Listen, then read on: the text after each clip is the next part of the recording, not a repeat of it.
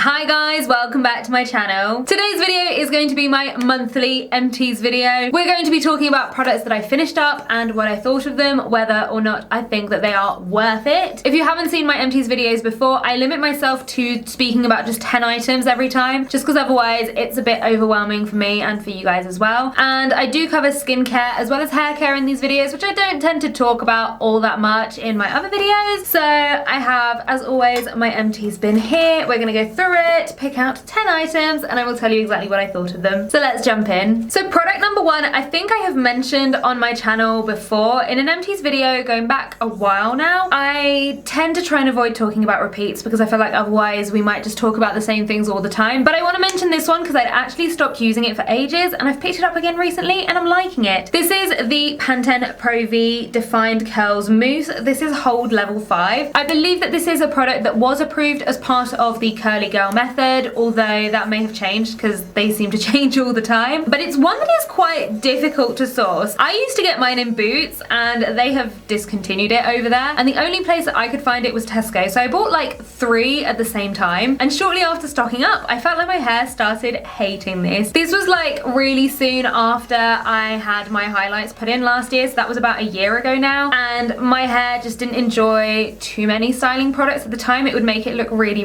wiry. So I stopped using this one altogether. I stuck to just like some leave-in conditioner and some gel, and my hair just enjoyed it a lot more. But recently I have just been finding that my hair needs a lot more hold. I don't know if it's since the weather's kind of gotten colder, and my hair seems to be getting along with it just fine. Like, it seems to actually be quite liking it. I would say I use about 1 handful. I scrunch it into my hair after my leave-in conditioner, and then once I've made sure that all the mousse is in there, I then go in with my gel, and yeah, it seems to be working again for me at the moment. So I am definitely going to carry on using this one. Hopefully I can carry on getting this after I finish my stock, because if it gets too difficult I may have to find something else. I think you can also get it in places like B&M, so yeah, hopefully it's still around, but because it's gone from main places like Boots and Superdrug, I have a nasty feeling that Pantene are planning on discontinuing this.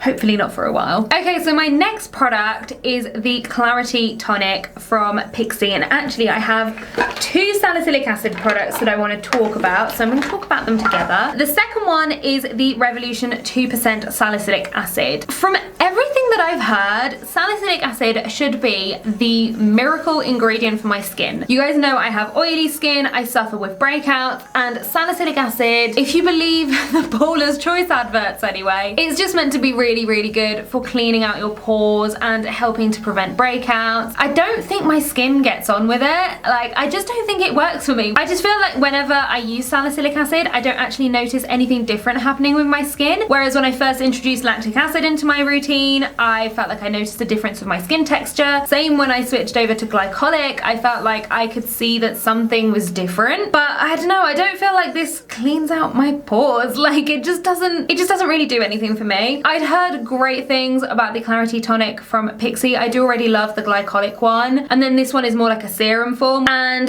the consistency of this one really put me off. I used it a couple of times and then just stopped for a while. The way that I use any sort of serum is I put it in my hands, I rub them in together, and then kind of pat and then rub around to make sure it's getting everywhere, and this product actually foams up. And it's just not very nice. So I found the best way of using it was to kind of get it in between my hands, not rub around too much, and then pat it on and then wait a little bit.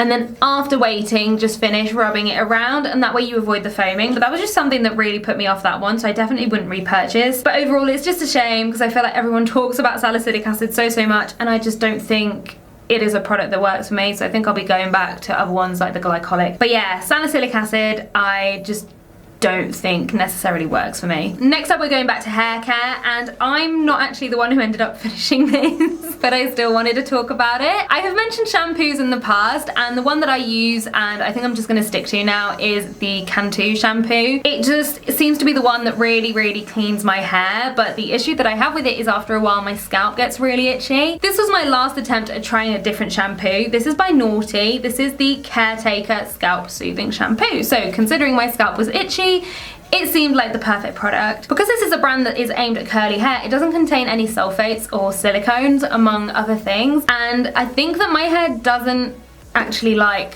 not using sulfates because I really struggle to get my hair clean. And I've mentioned trying to do the curly girl method before and just feeling like I could not ever get my hair clean. It just doesn't work for me. And the same went with this shampoo. I would use it one time and my hair would feel clean and it would be perfect, and I'd use it another, and even though I would have done, you know, 2, maybe 3 washes even sometimes, I would come out and be like, no, my hair is still dirty. But then what's also happened with a few different shampoos is that after like maybe a month or so of using it, I look at my hair and the curl pattern is kind of almost breaking down, I guess. Like, it's just looking really wiry. I mean, it's not looking perfect today, but it's just not curling anymore. It's just not working, and I think this is the issue. I think this is actually my second shampoo from Noughty, and I had the same issue with both of them. And I'm not saying that this is a bad brand. I love their leave-in conditioner. In fact, I really need to stock up on it. But it's just that their shampoos, and a lot of shampoos that are aimed for curly hair that do remove all these products, they just don't work for me. They just don't get my hair clean. So for the foreseeable future, I think I'm just gonna stick to the Pantene one. Apart from getting an itchy scalp after a while, in terms of caring for my curls, it is the one that does best for me. Okay, apparently this is full of hair products, and I've definitely had this one finished for a while, but it is another product from Noughty, and it is the leave-in conditioner that I've literally just mentioned. This, my hair absolutely loves. This is the Intensive Care Leave-In Conditioner. It has sweet almond and argan oil, and I think the reason that I originally picked it up is I think it does contain some form of protein. I'm trying to read this ingredient list like I know what I'm looking for, but I'm pretty sure that when I found it in a Facebook group for the curly girl method, it was listed as one having protein. I used to use the tiniest amount of this before getting my hair highlighted because it really didn't need much, and otherwise it would just weigh my hair down. But once I got my hair highlighted, I had to use so much more because my hair was just literally drinking it up because all of a sudden it was so damaged. I've repurchased it before, and my intention is to repurchase it again. It's just that at the moment I'm working through finishing some other products, but as soon as I'm done with them, I am getting this one again. Onto some makeup, and I have the I Heart Revolution Tasty Peach Mattifying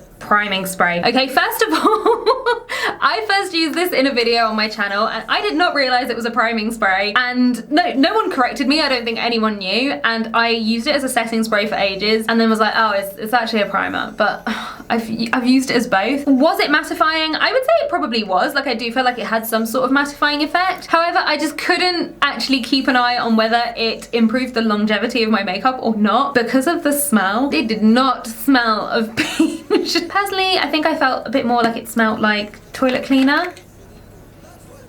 Yeah, it smells like some sort of air freshener that you'd put in a bathroom, and I just don't really want that on my face. So whether it was good or not, the smell is enough to put me off from ever getting it again. But I remember it feeling fine on the skin, so I guess if you do really want it, it's kind of absolutely fine as a setting spray. I didn't really mind it. It's just the smell that just put me off. It just, yeah, it does not smell of peach. it just doesn't. I have got 2 of the Clinique Moisture Surge Eye. Again, I have finished these a while ago. I want to say probably around October. This is a product that I absolutely love. I could not tell you how many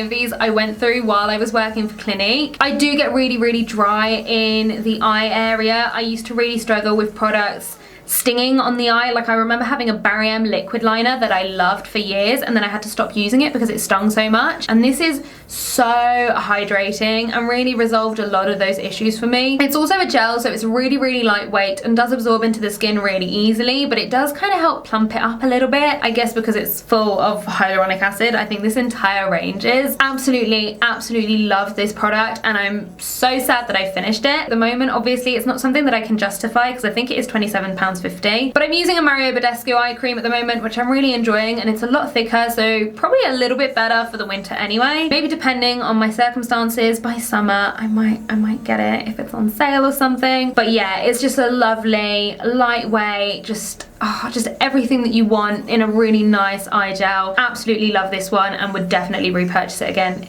if I could justify it. I finished up a Solait anti-aging face fluid. So this is from Superdrug's own brand. I bought this instead of the Boots one, which I have spoken at some point in an Empties video, and I had loads of issues with that one with packaging and I think maybe some pilling as well. So I thought I would try the Superdrug one as well because it's super affordable. And I did enjoy this one. I've had no issues wearing it under makeup or anything, even though it's not an SPF that's designed to go under makeup. It is your very kind of traditional thick, heavy SPF, and if you're any darker than me, you're probably not gonna like it because it does leave a white cast, even on me, and I'm super, super pale. But if you are looking for something affordable, you know, maybe you're in a pinch, I do enjoy this one. I have repurchased it. It's just not something that is designed for wearing under makeup. It's just one that's easy to get. So for now, I'm quite happy continuing to use this. Okay, I have the Revolution, I wanna say Renaissance Flick. I think that's what that's called. I think it is, yeah, it's definitely finished. I hadn't used it in a while. I kind of forgot I had it and I found it the other day, and rather than just throwing it away at that point, I thought, you know what, I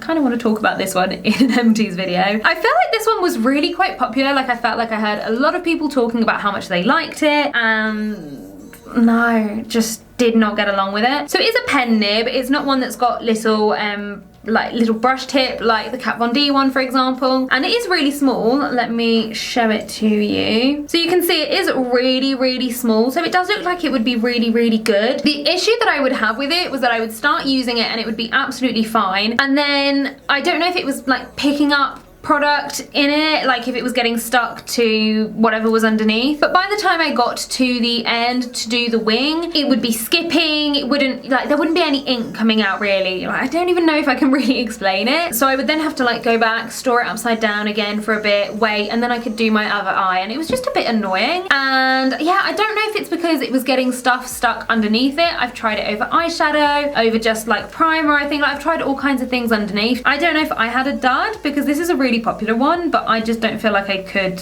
really get very much out of it. It is not a product that I would repurchase. There are definitely way better eyeliners out there. All right, so we are on to our last item, and I have here the Nivea Moisturizing Cream. This is their night cream, I think it was supposed to be. It doesn't say night cream anywhere, and I think this is the version for normal to combination skin. I got this one because it is incredibly, incredibly affordable. I think I got it on sale and maybe only paid about £2 or £3 for it on Boots. I think this is an alright option if you want like a starter night cream, I would say. It's just nothing exceptional. There's nothing in it that's particularly fantastic. It doesn't have like any active ingredients or anything, and it does have that like typical kind of Nivea thickness to it and that Nivea smell. I wanted to start reintroducing retinol into my routine, so I just wanted something really simple that wasn't going to mix up with it and, you know, not be an ingredient that I could mix. And just for an extra layer of moisture at nighttime, I think it's absolutely fine. I just also think there's a lot better out there, and I have moved on to trying something else. So yeah, I think this is good for someone who like is on their first night cream, who doesn't need that many active ingredients, or someone who just wants something really, really simple that isn't, again, going to interfere with everything else. I don't see myself repurchasing it in the future because I just feel like I do need just like a little bit more now. But yeah,